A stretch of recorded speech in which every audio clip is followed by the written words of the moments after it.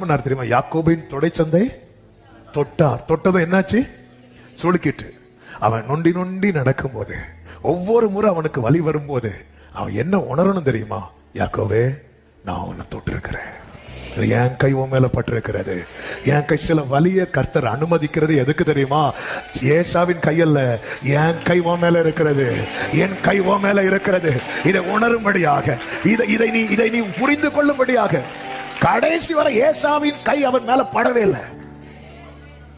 ஏண்டவர் எனக்கு இதை வலிய கொடுத்தீங்க, நீ புரிஞ்சுக்கணும், அவர் என்ன தொட்டிருக்கிறார். நான் அவரால் தொடப்பட்டவர், அவரால் தொடப்பட்டவர். அவர் என்ன இப்படி நொண்டு போதெல்லாம் இது ஆண்டவர் தொட்டது, அவன் இது அவர் கை வச்சது, இது அவர் என்ன தொட்டது. ஆமா, யாக்கோபு நொண்டும் போதெல்லாம் ரூபன் வந்து கேட்டுமா, அப்பா என்னப்பா ஏன் நொன்றீங்க? அவர் தொட்டார். எங்கப்பா தொட்டார்? இப்ப அவர் தொட்ட பகுதி ரொம்ப ஃபேமஸ் ஆயிட்டு.